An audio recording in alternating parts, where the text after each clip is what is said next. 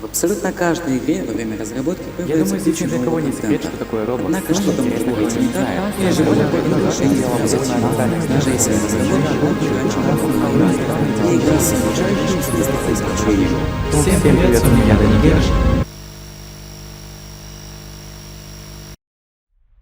Ёжик Соник. Этой франшизой я интересуюсь еще с детства, а если брать более осознанный период, то с 2019 года. И знаете, несмотря на потерю интереса, я все еще люблю ее. Здесь есть куча интересных персонажей, классных игр, веселых сериалов с фильмами и многое другое. Как я уже сказал, с 2019 года я стал более активно интересоваться ею. Я смотрел кучу разных ютуберов, которых сейчас мало кто вспомнит, и они мне помогли неплохо так разобраться во франшизе. Тогда же я начал пытаться играть в разные игры по типу Sonic Mania или Sonic Generations. И это было отличное время. Тогда я был еще маленьким и радостным, не имея каких-либо забот.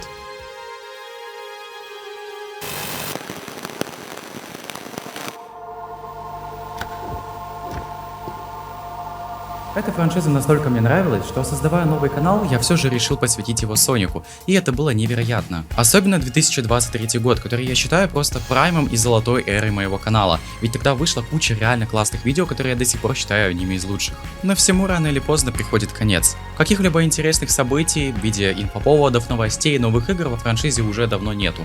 Ну как давно, прямо сейчас их нет. А доить Соника всякими однотипными видео по типу топ-10 моментов, приколов, топов, багов, приколов, айсберг, тикток, читая отзывы, вырезанный контент, Рождество, Соник опять, свага Сибау, мне не очень интересно. Плюс еще соникоблогинг это далеко не самое лучшее и доброе место, и тебя могут зачмырить практически за что угодно.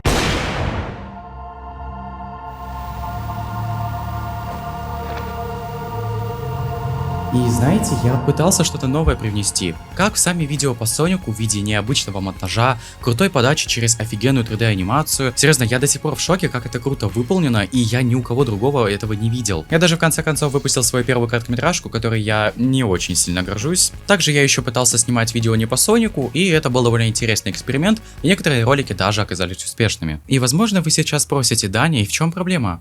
А проблема в том, что я в тупике. Мне уже больше не хочется снимать видео по Сонику, ибо мне он уже особо не интересен. Если я буду пытаться снимать что-то другое на этот канал, то это просто никто не посмотрит из-за детской аудитории, которой интересен только Соник. И в итоге YouTube просто не будет рекомендовать эти видео никому, и их никто не посмотрит. Ну или они соберут очень маленькие просмотры. Ну и еще обиднее, когда хочется снять что-то реально серьезное и важное лично для меня, как, например, вот это видео, и мало кто поймет, потому что, целевой нужен Соник. И поэтому мне приходится принять очень сложное, невероятно взвешенное и тяжелое решение закрыть канал.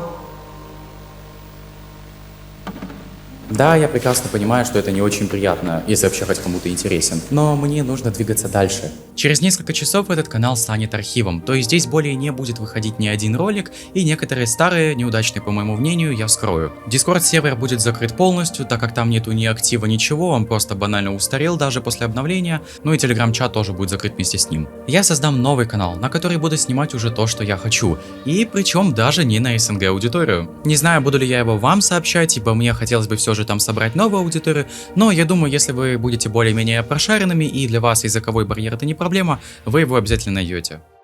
А сейчас я хочу кое-что сказать напоследок. Это последний раз, когда вы слышите фразу «Всем привет, с вами я, Дани Герш».